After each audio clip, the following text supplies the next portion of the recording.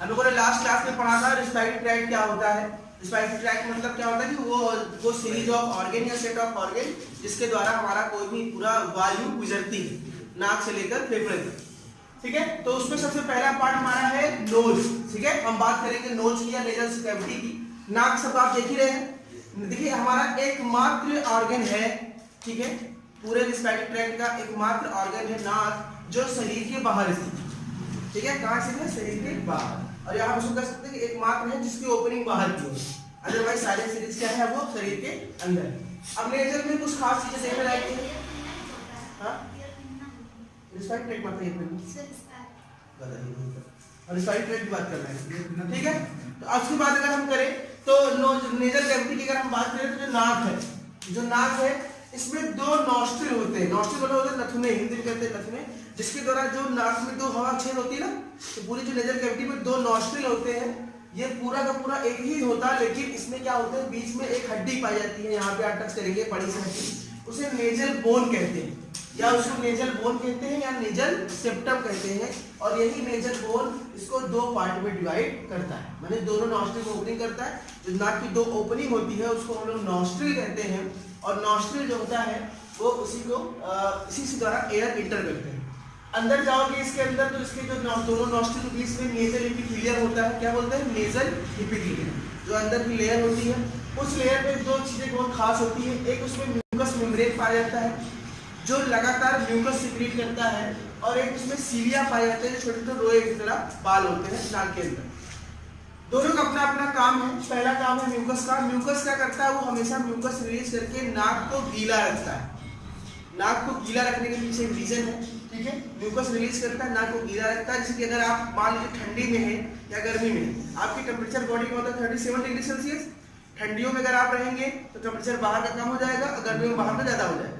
तो गर्मियों में गर्म हवा अंदर जाएगी, ठंडियों में ठंडी हवा अंदर जाएगी, जो कि हमारे लंग्स को नुकसान कर सकती है। इसी से इंसान को निमोनिया हो जाता है अगर उसके एल्विलाई कोलैप्स कर जाता है।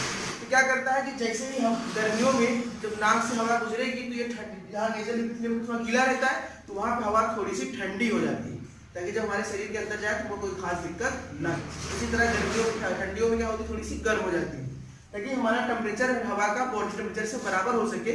इसलिए म्यूकस थोड़ा सा गीला होता है।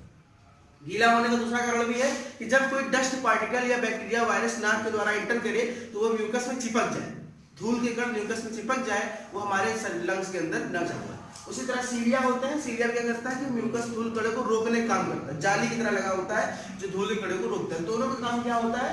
हमारे बॉडी जब हम नाक से सांस ले रहे हैं तो जो बैक्टीरिया वायरस या जो धूल के कण है वो हमारे नाक के अंदर ना घुस पाए, वो हमारे नाक के नेजल मेम्ब्रेन में ही चिपक जाए, इसलिए इसको बनाया गया।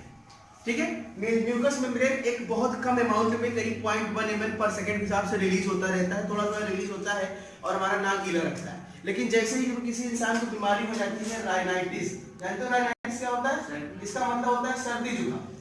जब राइनाइटिस होता है तो म्यूकस मेम्ब्रेन में इन्फ्लेमेशन हो जाता है, और उस इन्फ्लेमेशन के कारण हमारा म्यूकस का रिलीज बढ़ जाता है। वो जो सफेद कलर का म्यूकस होता है जो बहुत कम निकलता रहता है हमेशा नाक से, जैसे ही सर्दी या राइनाइटिस होगा उसका रिलीज बढ़ जाएगा, वो बहुत तेज तेज निकलने लगेगा। इसलिए थोड़ी थोड़ी देर में आप लोग को नाक से रखना पड़ता है, ठीक है ना, क्योंकि वो सर्दी जुकाम में प्रॉब्लम होती है। ये पहला पोर्शन हो गया हमारा नोज। दूसरी बात करेंगे फेरिंक्स। फेरिंक्स ऑलरेडी हम लोग पढ़ चुके हैं किसमें? जीआईटी वाले पोर्शन में।